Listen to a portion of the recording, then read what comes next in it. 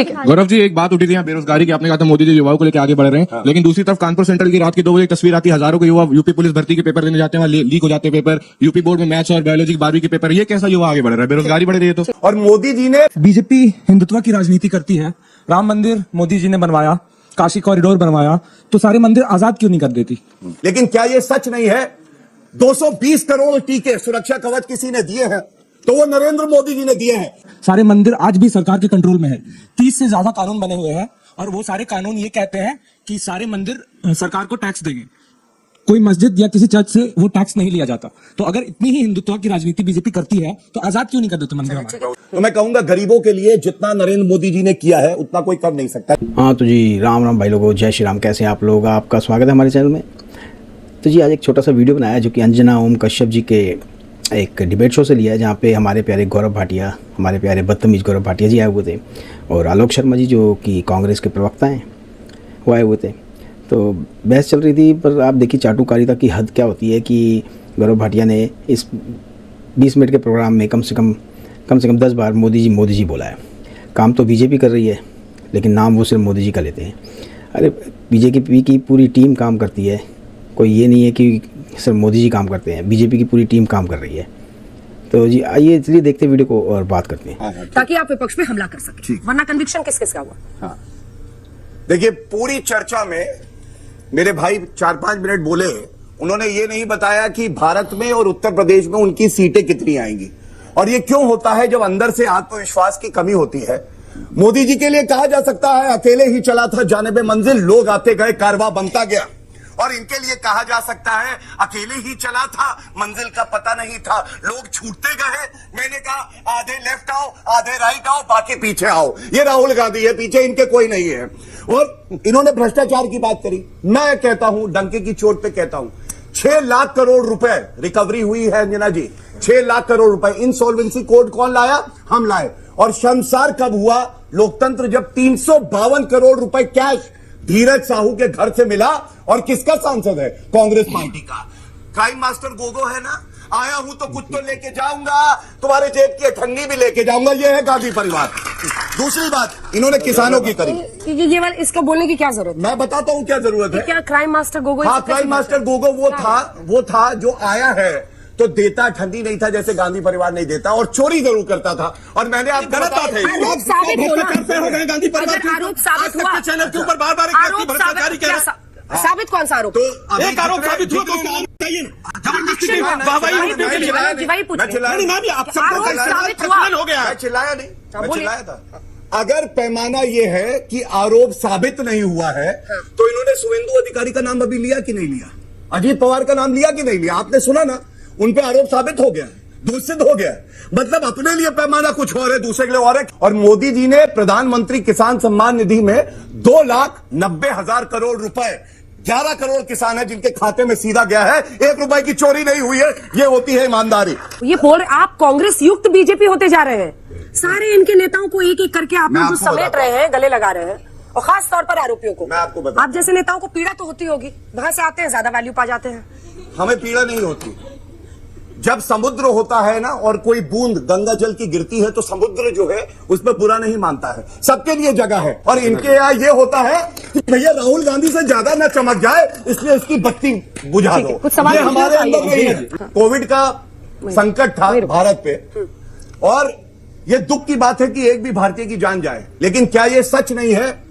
220 करोड़ टीके सुरक्षा कवच किसी ने दिए हैं तो वो नरेंद्र मोदी जी ने दिया है, और सोनिया गांधी और कांग्रेस पार्टी के नेताओं ने भी वही लगाए हैं। अब आप मुझे बताइए कि जिम्मेदार कौन था? जिम्मेदार व्यक्ति नरेंद्र मोदी जी हैं जिन्होंने टीके लगवाए। कुछ रास्ते होते हैं, कुछ बीच के रास्ते होते हैं, तमाम कानून होते हैं, उनको सबको कमजोर कर दिया गया। संघर्ष के तमाम रास्ते आज युवाओं के बंद कर दिए गए। युवा सड़कों पर संघर्ष करता था, आज दौड़ा दौड़ा कर लाठियां मारी जाती हैं लखनऊ में। युवा आरटीआई लगाता था, आरटीआई के जवाब नहीं आते। युवा मीडिया में जाकर अपनी बात कहता था, मीडिया का एक बहुत बड़ा वर्ग इनकी मुट्ठी में। सोशल मीडिया के ऊपर पहरा बैठा दिया गया है। सोशल मीडिया के ऊपर पूरी तरह से किस तरह से तमाम विषयों को रोका जाता है ये पूरे देश ने देखा है। आप कोर्ट जाइए, आज न्यायालय के तमाम फैसले ऐसे आते हैं। चंडीगढ़ के ऊपर हाई कोर्ट ने फैसला दिया कि स्टे नहीं देंगे, सुप्रीम कोर्ट ने उसको बदला। राहुल गांधी के ऊपर किस तरह का फैसला अहमदाबाद हाई कोर्ट का आया, वो पूरे देश ने देखा। सुप्रीम कोर्ट पर तो भरोसा है ना आपको? मैं फिर कहूंगा, भरोसा तो हमें सबके ऊपर है, लेकिन सब अपनी ये अपनी बच्चे- क्रेडिबिलिटी को देखेंगे तो शायद बेहतर रहेगा। राहुल गांधी से इतना डर है नेवल ऑफिसर्स कि तो पिछले former 20 cutters हैं। पिछले 20 मिनट में राहुल गांधी का नाम मेरे से ज्यादा 20 बार 30 बार इन्होंने लिया। भाइयों बहनों मित्रों, 2022 तक किसानों की आय डबल हो जाएगी। अरे भाई क्या हुआ, वो 32 रुपए से घट के 27 रुपए पे आ गई। 2016 में सुप्रीम कोर्ट में 700 पेज का एफिडेविट दिया कि C2 मेथड से कैलकुलेट करके हम इनको डबल नहीं दे सकते।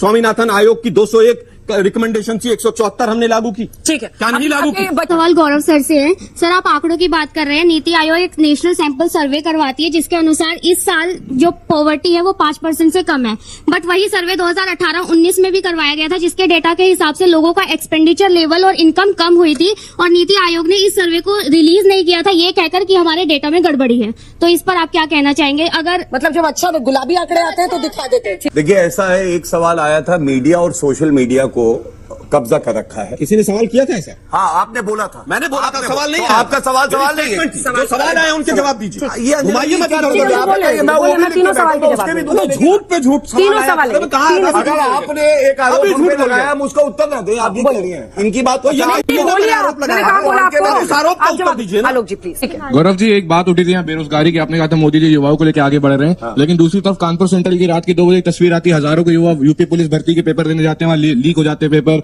यूपी बोर्ड में मैथ्स और बायोलॉजी 12वीं के पेपर। ये कैसा युवा आगे बढ़ रहा है? बेरोजगारी बढ़ रही है तो भारतीय जनता पार्टी की कहीं जीत होती है तो नारे लगते हैं भारत माता की जय, और इनका सांसद कर्नाटका में जीता नासिर हुसैन तो नारे क्या लगे, पाकिस्तान जिंदाबाद। फेक वीडियो ऐसा फेक है वो। बहुत लोगों ने ट्विटर से एफआईआर हुई है, एफआईआर हुई है। इसके बाद बोलिए। एफआईआर होना मैं आपको मौका दूंगी, मैंने बोला। बीच में मत बोलिए। सरकार इतनी आलोक जी ठंडी है। बीजेपी हिंदुत्व की राजनीति करती है। राम मंदिर मोदी जी ने बनवाया, काशी कॉरिडोर बनवाया, तो सारे मंदिर आजाद क्यों नहीं कर देती? सारे मंदिर आज भी सरकार के कंट्रोल में है। 30 से ज्यादा कानून बने हुए हैं, और वो सारे कानून ये कहते हैं कि सारे मंदिर सरकार को टैक्स देंगे। कोई मस्जिद या किसी चर्च से वो टैक्स नहीं लिया जाता। तो अगर इतनी ही हिंदुत्व की राजनीति बीजेपी करती है तो आजाद क्यों नहीं कर देते मंदिर हमारे?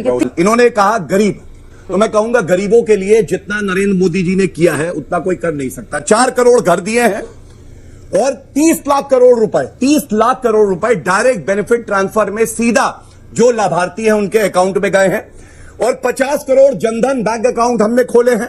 11 करोड़ ऐसे हैं जहां नल में जल आने लगा है। 10 करोड़ हमने गैस के सिलेंडर दिए हैं। हाँ जी, वीडियो तो हो गया यहाँ पे ख़त्म।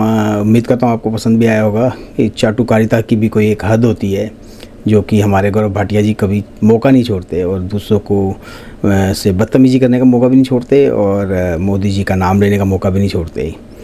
तो जी, उम्मीद करता हूँ वीडियो आपको पसंद आया होगा। प्लीज़ चैनल को सब्सक्राइब करें, वीडियो को लाइक करें, शेयर करें। मैं आपको मिलूंगा अगले वीडियो में। तब तक के लिए जय श्री राम, हर हर महादेव, जय हिंद।